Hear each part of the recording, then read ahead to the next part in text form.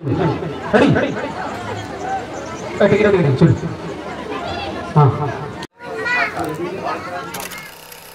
সবাইকে, আমার নতুন একটা ভিডিওতে তোমাদের সবাইকে জানাই স্বাগত।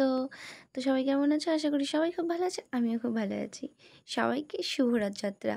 আর তোমাদের রথযাত্রা কেমন কাটলো অবশ্যই কমেন্টে বলো। কিন্তু আমরা যেটা জানতাম ছোটোবেলাতে, রথযাত্রা মানেই মাটির পুতুল, কাচের চুড়ি আর হচ্ছে রথের দড়ি ধরে কত জোরে জোরে টানা যায়, তাই তো?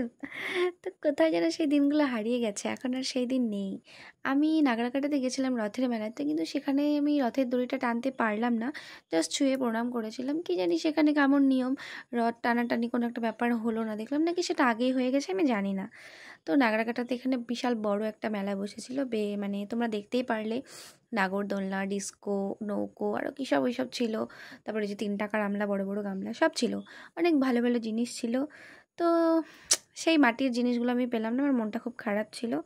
তারপরে মেলা ঘুরে লটকা জিলাপি নিয়ে এবার আমরা বাড়ির দিকে রওনা দিব।